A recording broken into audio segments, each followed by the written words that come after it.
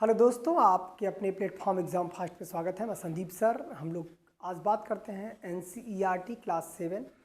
आज का टॉपिक है मुग़ल साम्राज्य का पतन कैसे होता है। और ये सभी प्रतियोगी परीक्षाएं हों, चाहे आपका सिविल सर्विस परीक्षाएं हों, एक दिवसीय परीक्षाएं हैं, यहाँ से क्वेश्चन हमेशा बनता है। इसका मतलब है कि ये पुरानी एनसीईआरटी है। पुरानी एनसीईआरटी आपको बेस तैयार करा देगी, जिसके बाद आप कोई भी कंपटीशन में बैठेंगे तो आपको एक नॉलेज इम्प्रूव अच्छे से सामने दिखाई देगा और आपका कॉन्फिडेंस लेवल बहुत अच्छा बना रहेगा। तो चलिए हम लोग आज के इस सेशन की शुरुआत करते हैं कि मुग़ल साम्राज्य कैसे पतन होता है। मुग़ल साम्राज्य के पतन का कारण था 1707 के बाद जो औरंगजेब के बाद जो योग्य शासक न होना और किसी भी उत्तराधिकारी को लेकर लगातार युद्ध होना। मुग़लों में धन और सैनिक शक्ति दोनों कमज़ोर हो गई, क्योंकि मुग़ल में सबसे बड़ी समस्या यही थी कि वो लोग उत्तराधिकारी नियुक्त नहीं कर पा रहे थे और उत्तराधिकारी को लेकर युद्ध लगातार चलता रहा। इसके अलावा उत्तराधिकारी युद्ध को भी यदि कोई जीत लेता है तो वो योग्य शासक नहीं था, कोई रंगीला बादशाह था, कोई लंपट मूर्ख था, कोई साहे बेखबर था। इसका मतलब है कि इस तरह से तो ये बातें क्लियर हो गई कि एक अच्छा शासक नहीं मिल पाया। तो इस वजह से मुग़ल के बाद ही, मतलब औरंगजेब के बाद ही मुग़लों का पतन शुरू हो गया। तो आज के सेशन में हम लोग यही बातें करेंगे कि मुग़ल साम्राज्य का पतन। देखिएगा, मुग़ल साम्राज्य का जो पतन था वो कैसे होता है उसको हम लोग समझते हैं। ये देखिए, जैसा कि आपने प्रायः होता है और 1707 ईस्वी में औरंगजेब की मृत्यु के पश्चात इससे मालूम होता है कि औरंगजेब जब उसकी मृत्यु हो जाती है तो औरंगजेब की मृत्यु के पश्चात जो है उत्तराधिकारी का युद्ध आरंभ हुआ और उसके 3 पुत्र जीवित थे, जिन्होंने सिंहासन के लिए परस्पर युद्ध किए और विजयी हुआ। उसमें बहादुर शाह को जो है पदवी धारण की, लेकिन उसके लिए काफ़ी नुकसान हुआ मुग़लों का। बहादुर शाह जो है 1707 में शासन करना आरंभ किया और 4 वर्षों के बाद उसका छोटा शासन रहा और कठिनाईपूर्ण भी रहा। बहादुर शाह ने राजपूतों पर अपना अधिकार स्थापित करने के लिए प्रयत्न किया और राजपूतों में विद्रोह दिखाई दिया और सिखों ने भी विद्रोह कर दिया। इस तरह से बहादुर शाह राजपूतों के विरुद्ध कुछ न कर सका। मराठे इस समय परस्पर युद्ध में लगे हुए थे, अतः वे मुग़ल साम्राज्य के सामने काफ़ी गंभीर समस्याएं थी, जिसकी वजह से जो है मुग़ल कमज़ोर हो रहे थे और मुग़ल जो है में योग्य ऐसा शासक भी नहीं रहे जो कि मुग़लों को बहुत मजबूत तरीके से चला पाए। तो यहाँ पर देखिए, मराठा में राजा शाहू ने मुग़लों के दरबार में एक मनसब स्वीकार भी कर लिया था। एक बार फिर उत्तराधिकारी का युद्ध सन 1712 में बहादुर शाह की मृत्यु के बाद फिर हो गया। अब देखिए, जब भी उत्तराधिकारी का युद्ध हो रहा है ना, उससे मुग़ल में सेना और पैसे दोनों नुकसान हो रहे हैं। पुत्रों के बीच आरंभ हुआ। बहुत से शक्तिशाली शासक हुए जिन्होंने थोड़े थोड़े काल तक शासन किया। उसके बाद मोहम्मद शाह ने फिर साम्राज्य को संगठित करने का प्रयत्न किया। साम्राज्य के विघटन जो है पहले से ही आरंभ हो गया था, जो कि आप देखेंगे बंदा ने सिख विद्रोह के नेतृत्व किया और उससे पहले पंजाब में अपना स्वतंत्र साम्राज्य भी स्थापित कर लिया, जिसकी वजह से मुग़लों में एक इनकम, मतलब जो वहाँ से कर आते थे, वो भी खत्म हो गए। इसके अलावा ब्राह्मण मंत्री पेशवा की नई शासन प्रणाली ने मराठे में फिर से अपना संगठन कर लिया और धीरे धीरे उत्तर भारत की ओर अपना अधिकार बढ़ा रहे थे। रुहेलखंड में बसे हुए अफगान भी मुग़लों के शासन के विरुद्ध विद्रोह कर रहे थे। इसका मतलब है कि जो स्थानीय जो छोटे छोटे क्षेत्र थे वहाँ पे मुग़लों के खिलाफ लगातार विद्रोह हो रहे थे।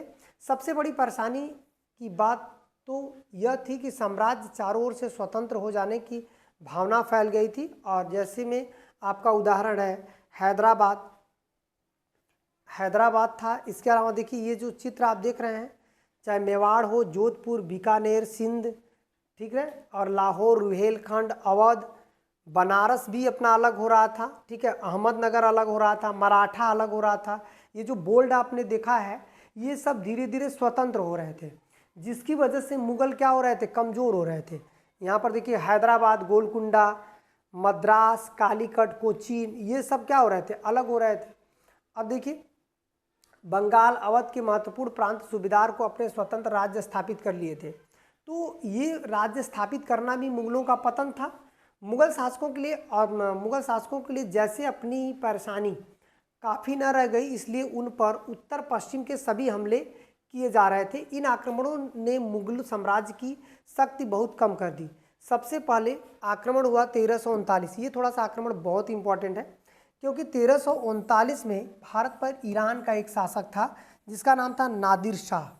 नादिर शाह ने किया था, उसने मुग़ल से काबुल को पहले ही जीत लिया था और उसने पश्चिम से आक्रमण किया और दिल्ली नगर तक तहस नहस कर दिया। मुग़ल उसके सामने झुक गए और आशा करते हैं कि नादिर शाह मनचाहा धन लेकर यहाँ से चला गया। नादिर शाह की सेना ने नगर को बुरी तरह से लूटा और उसको खंडहर बना दिया। नादिर शाह शाहजहाँ के तख्ते ताउस, जिसको हम लोग कहते हैं मयूर सिंहासन, तख्ते ताउस को भी यहाँ से लेकर गया और कोहिनूर हीरा भी ईरान लेकर चला गया। एक साहसी अफगान अहमद शाह अब्दाली ने नादिर शाह के चरण चिन्हों का अनुसरण किया और उसने पंजाब को जीतकर अफगानिस्तान राज्य में मिला लिया। और इस बीच मराठे पेशवा के नेतृत्व में शक्ति संचय कर रहे थे और वे पहले पश्चिम भारत, फिर मध्य और उत्तर भारत में अपने साम्राज्य का विस्तार करने लगे थे। अब मराठे सीधे मुगल साम्राज्य के आक्रमण नहीं करते थे, वे शक्तिशाली मुगल साम्राज्य को अपने वश में रखकर अपने अधिकार का विस्तार करना चाहते थे। पर इसी समय अहमद शाह अब्दाली का भी भारत पे आक्रमण होता है। तो अहमद शाह अब्दाली जो है, ये पानीपत की तीसरी लड़ाई होती है जिसमें मराठों और अब्दाली के बीच होता है। ये किसके किसके बीच होता है? मराठों में और अब्दाली के बीच, अहमद शाह अब्दाली के बीच। इसका नाम था पानीपत का थर्ड वार, पानीपत का तृतीय युद्ध। पानीपत का तृतीय युद्ध ये होता है और इसमें काफ़ी नुकसान होता है किसका? मराठों का। ये माना जाता है कि मराठों की शक्ति इसी से कमज़ोर हो गई, संघर्ष हो गया, उनको इससे युद्ध करना पड़ा और अफगान और मराठों के बीच 1761 में पानीपत का तीसरा युद्ध हुआ। ये बहुत इंपॉर्टेंट है, 1761 पानीपत का तीसरा युद्ध, इसको आप लोग लिख लीजिएगा, ठीक है। इस पॉइंट को आप लोगों को अच्छे से लिख लेना है ताकि आपको ये क्लियर रहे कि अफगान और मराठों के बीच जो युद्ध हुआ था वो 1761 में पानीपत का तीसरा युद्ध हुआ था। मराठों की पराजय हुई और उनका उत्तर भारत से हटने के लिए बाध्य होना पड़ा। मुगल साम्राज्य अब दिल्ली के आसपास के क्षेत्र तक सीमित रह गया। इसका मतलब है कि अब जो है काफ़ी बड़े क्षेत्र पर शासन नहीं कर पाया। मुगल साम्राज्य 1857 ईस्वी तक केवल नाम के शासन बने रहे और 18वीं शताब्दी में वास्तविकता राजनीतिक शक्ति नए राज्यों के हाथ में या नए लोगों के हाथ में चली गई, जिसमें यूरोपीय व्यापारी। 18वीं शताब्दी में मुगल साम्राज्य के पतन हुआ और नए राज्य शक्तिशाली बन गए और इसी समय कुछ नए लोग भारत पर अपना अधिकार जमाने का प्रयत्न कर रहे थे। ये लोग यूरोप के निवासी थे। इसका मतलब है कि जब अलग अलग बंगाल, गोलकुंडा, अहमदनगर, मराठा, चाहे जो भी जो छोटे छोटे डेवलप किए, अपने आप को स्वतंत्र किए, उनको समाप्त करने या उन पर अधिकार करने के लिए यूरोपीय निवासी थे और उनको दो विशेष सुविधाएं प्राप्त थी। एक तो मुगल साम्राज्य के स्थान पर मराठों का राज्य तथा हैदराबाद, अवध, बंगाल जैसे बहुत से नए राज्य बन गए थे। यूरोप के लोगों के लिए अकबर अथवा औरंगजेब के समय में मुगल राज्य की संगठित शक्ति के समान करने की उपेक्षा राज्यों के युद्ध का अधिकार सरल था। दूसरी सुविधा यह भी थी कि समुद्र मार्ग से आए हुए सभी समुद्री लड़ाई बेड़े कुशल थे इनके पास और मुगल शासकों ने समुद्री शक्ति का महत्व को कभी नहीं दिया। मतलब समुद्री शक्ति मुगल नहीं मजबूत कर पा रहे थे। इसका मतलब है कि वो लोग केवल स्थलीय मार्ग को मजबूत बना रहे थे, लेकिन जब यूरोपीय यहाँ आए तो ये लोग काफ़ी समुद्री मार्ग को काफ़ी मजबूत किया। तो आखिर मुगल को कमज़ोर होने का रीज़न जानते हैं क्या था? मुगल कमज़ोर होने का रीज़न था कि वह समुद्री शक्ति को क्या कर रहे थे? कभी नहीं मजबूत कर पाए। इसको कमज़ोर होने का रीज़न था कि वो समुद्री शक्ति को कभी मजबूत नहीं कर पा रहे थे। तो इससे जो है मुगल काफ़ी कमज़ोर थे और जब भी यूरोपीय व्यापारी आए तो यूरोपीय व्यापारी उन्हें रोक भी नहीं सके, मतलब मुगलों को रोक नहीं पाए। तो ऐसे में आप समझ सकते हैं कि किस तरह से शासन व्यवस्था मुगलों की कमज़ोर होती गई। अब देखिएगा, और ऐसे ये देखिए यहाँ पर मुगलों की शासन व्यवस्था कमज़ोर होती गई। इसके साथ साथ यूरोप के लोगों को अपने श्रेष्ठ तकनीकी का ज्ञान भी उनका लाभ था। इसका मतलब है कि ये लोग खुद जो है क्या कर सकते थे कि यूरोप निवासियों ने किस प्रकार इन नगरों पर अधिकार किया और कैसे उन्होंने अपने को भारत में शक्तिशाली बना लिया। यह एक अलग कहानी था जिसको आप लोग आधुनिक तरीके से जो हम लोग कह सकते हैं पुस्तकों में दिखाई देता है। इस कहानी का आरंभ मुगल काल से ही होता जा रहा है। यूरोप निवासियों में भारत में सबसे पहले उपनिवेश बनाने वाले पुर्तगाली थे। इसका मतलब है कि यदि पूछेगा कि यूरोपियों में सबसे पहले भारत कौन आए, तो उसका एक क्रम आप लोगों को पहले भी एक वीडियो में बताए थे।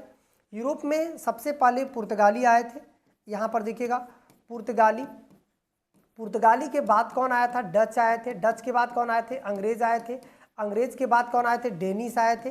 डेनिश के बाद कौन आए थे? फ्रांसीसी आए थे। तो इसका मतलब है कि ऐसे करके ये लोग भारत में आए और यहाँ पर वो काफ़ी डेवलपमेंट का मतलब उनकी जो उपनिवेशिक शक्ति यहाँ पर स्थापित किया और समुद्री, ये लोग समुद्री मतलब समुद्री हथियारों में भी बहुत ही ताकतवर थे। और इस तरह से बहुत दिनों तक यूरोप निवासियों में से केवल पुर्तगाली ही भारत के साथ व्यापार करते रहे। समुद्री क्षेत्र में अपनी बढ़ी हुई शक्ति का उन्होंने फ़ायदा उठाया और वह इस तरह से भारतीय शक्ति को क्या कर रहे थे कि भारतीयों को एशिया अन्य देशों के व्यापारिक व्यापार को चलने की आज्ञा प्रदान करने के लिए वे जबरदस्ती धन लेने लगे। इस प्रकार भारत के समुद्री व्यापार पर वे हावी हो गए। किंतु 17वीं शताब्दी में यूरोपीय देशों में बहुत से अन्य व्यापारी भारत आए और व्यक्तिगत रूप से व्यापारी की हैसियत से नहीं आए, बल्कि उन्होंने अपना संगठन करके व्यापारिक कंपनियां बनाई। व्यापार से होने वाले लाभ हानि को वे आपस में बांट लेते थे। यूरोप के लोगों को यहाँ आने के अनेक कारण थे। पहले तो यूरोप में भारतीय वस्तुओं का, विशेषकर वस्त्रों और मसालों का विशेष मांग थी। अरब व्यापारी इन वस्तुओं का यूरोप पहुंचाते थे और यूरोप पहुंचाते थे, इन वस्तुओं को यूरोप पहुंचाते थे और यूरोप व्यापारियों के हाथ में ऊंचे मूल्य में बेच देते थे। इसलिए यूरोप के व्यापारियों ने सीधे भारत से व्यापार करने का निश्चय किया। इससे भी अधिक महत्व इस बात का है कि यूरोप का व्यापारी वर्ग बड़ा संपन्न हो गया और व्यापारी माल का उत्पादन भी बढ़ गया था। इसलिए व्यापारी नए नए बाजार खोज रहे थे और ऐसे क्षेत्र खोज रहे थे जहां से उनको सस्ता कच्चा माल और पश्चिमी तट पे आने वाले जहाज आपसी में भारत से रुई नील जाते थे। इसका मतलब है कि ये लोग जो यूरोप वाले लोग थे, उन्हें सस्ता चाहिए था, कच्चा माल चाहिए था, चाहे वो रेशम हो, नील हो, मसाला हो। और ये लोग इस वजह से वो भी समुद्र तट वाले क्षेत्र में चाहिए था, जिसमें यूरोपीय कंपनियां जो है इसके लिए काफ़ी सफल हुई। रेशम सोरा व्यापार होता था बंगाल से या तटीय क्षेत्र से। देखिए यूरोपीय कंपनियों का केंद्र, थोड़ा सा इस पर और ध्यान दीजिएगा। जैसे आप सब समझ सकते हैं कि जैसे यूरोपीय जब भारत आए तो भारत में देखिए आने के बाद भारत से ये रुई और नील ले जाते थे और दक्षिण से जो मालाबार था, जैसे जिसको हम लोग केरल बोलते हैं, केरल से क्या ले जाते थे? मिर्च, काली मिर्च और मसाला ले जाते थे, निर्यात होता था। मद्रास के चारों ओर, जैसे मद्रास जो चेन्नई है, इसके चारों ओर केंद्रों पर रुई और चीनी भेजी जाती थी। बंगाल से क्या भेजा जाता था? रेशम और सोरा। तो थोड़ा सा इसको भी मैच करा लीजिएगा कि प्राचीन समय में जब भी ब्रिटिश कंपनियां यहाँ पर आई थी तो उन्हें किन किन क्षेत्रों से क्या भेजा जाता था, ये वेरी इंपॉर्टेंट है, ठीक है। और इस पर से क्वेश्चन आपका एग्जामिनर पूछ सकता है, मैच कराने वाला क्वेश्चन पूछ सकता है, एक ठो असत्य दे देगा और क्या। ये देखिए, अब आते हैं यूरोप की कंपनियों में एक छोटे से राज्य डेनमार्क, जिसे डेनिश ईस्ट इंडिया कंपनी बनाकर भारत भेजी।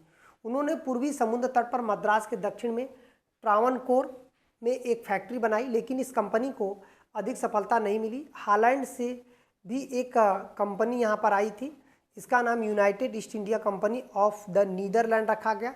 डेनमार्क की कंपनी में असफलता की सीमा तक नई कंपनी को प्रतिद्वंदिता के कारण थी। हॉलैंड के लोग एशिया के उन क्षेत्रों की खोज करते हुए आए जिनसे बहुत अधिक मसाले उत्पन्न होते थे। तो ये लोग जो हॉलैंड वाले थे वो कहाँ चले गए बहुत अधिक मसाले के चक्कर में? ये चले गए जावा और सुमात्रा, इंडोनेशिया में चले गए मसालों को, इन क्षेत्र को वो लोग प्राप्त कर लिए, ठीक है, ये ध्यान देना है। अब देखिए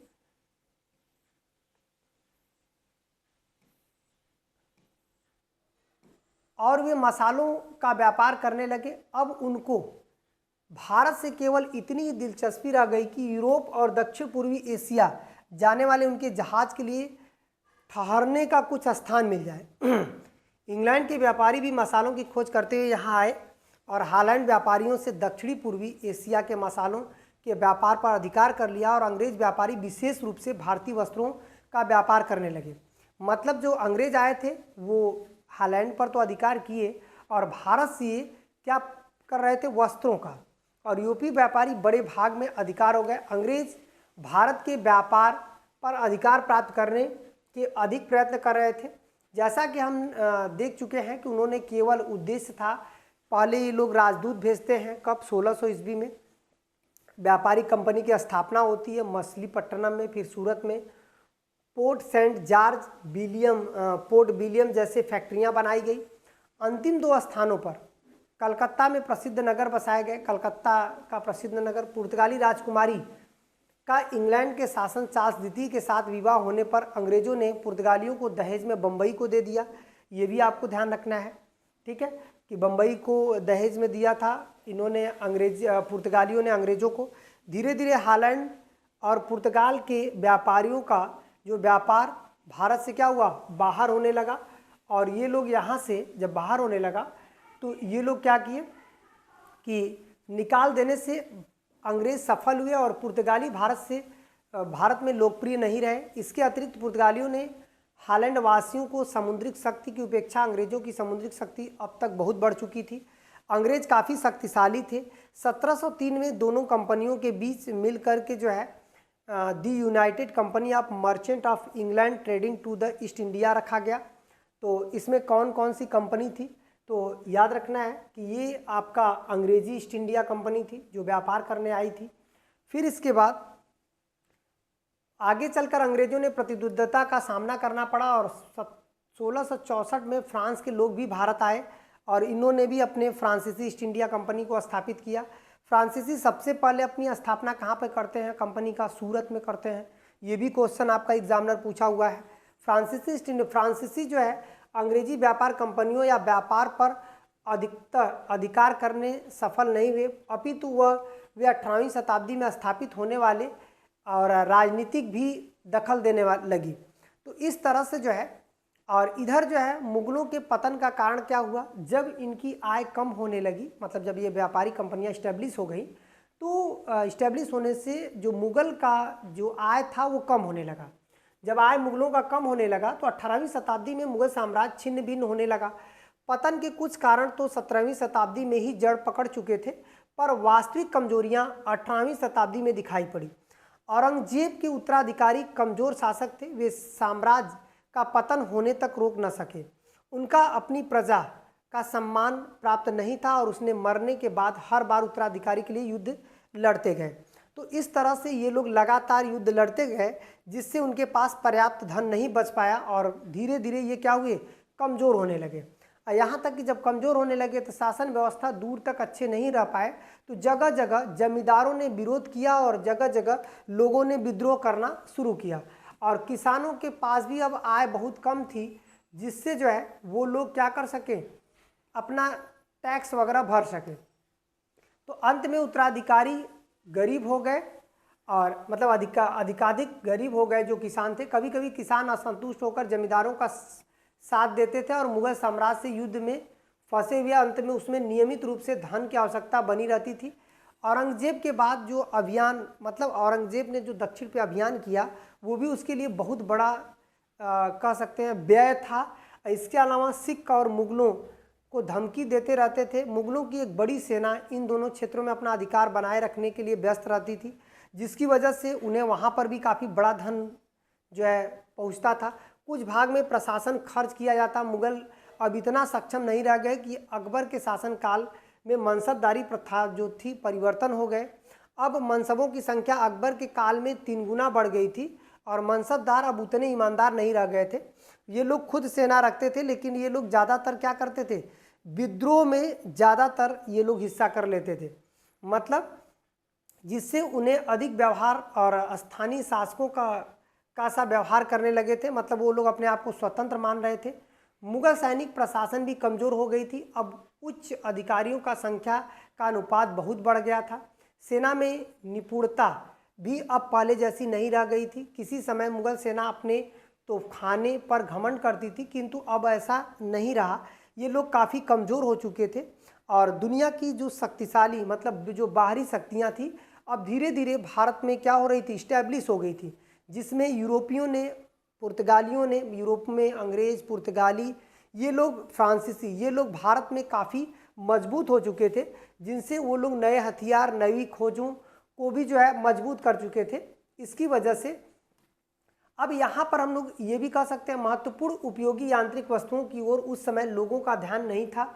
अभिजात वर्ग के लोग, धनी व्यापारी, ऐश्वर्य, वैभव, विलासिता वस्तुएं इतने संतुष्ट थे और उनका ज्ञान के नवीन विकास और उनकी कोई रुचि नहीं थी।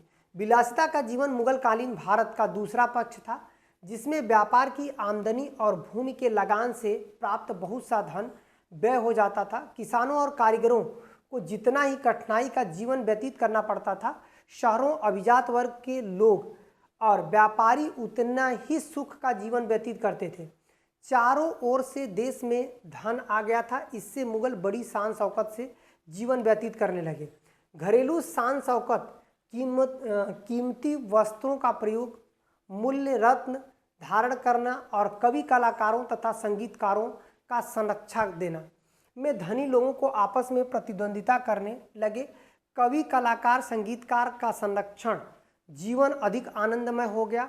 ये सारे वैभवशाली जीवन के प्रतीक बन गए और इन पर बड़ी मात्रा में धन व्यय होने लगा। इस विलासिता जीवन का 18वीं शताब्दी में देश में चरित्र और सामाजिक पतन शुरू हो गया। इसका मतलब है कि इस तरह से मुगल जो थे, इस तरह से जो है इन लोगों ने विलासिता जीवन जीने लगे। यहाँ के लोग भी और सभी प्रांतीय दरबार इस प्रकार के आलसी और अयोग्य उच्च वर्ग के लोग नहीं थे, लेकिन नवीन राज्यों ने स्थानीय गवर्नर के महत्वाकांक्षी की वजह से ये लोग अनुशासन में रखने का प्रयत्न नहीं कर पाए थे, जिसकी वजह से मुगलों का पतन शुरू हो गया और आरक्षित कमजोर नगर बन गया और यह संस्कृति जीवन धीरे धीरे क्या हुआ, समाप्त होने लगा। अब ऐसे में कह सकते हैं कि जो ऐश्वर्य वैभव का अंग था वो पतन नहीं था, बल्कि यह सभ्यता और संस्कृति अब दिल्ली के उन प्रांतीय छोटे राज्यों तक पहुंच गई जिनका उदय 18वीं शताब्दी में हुआ। 18वीं शताब्दी में भारत के इतिहास इन्हीं राज्यों का इतिहास है, जो राज्यों में मुगल वैभव और अवशिष्ट अब भी देखा जा सकता है। इन राज्यों में घटित होने वाली घटनाओं ने भारत के भविष्य के इतिहास का निर्णय लिया, जिसकी वजह से यहाँ पर क्या हुआ कि विलासिता की चीज़ें इतनी बड़ी मात्रा में हो गई कि जिसकी वजह से यहाँ मुगल धीरे धीरे क्या हुए, समाप्त हो गए। तो ये मुगल काल के पतन का मुख्य कारण था। अब इसको भी आप लोग जो है बेहतर तरीके से जहाँ जहाँ मैं रुका हूँ और नोट्स की बात कर रहा हूँ वहाँ बना लीजिएगा, ठीक है। आज इतना ही, फिर मिलते हैं नेक्स्ट वीडियो में। धन्यवाद।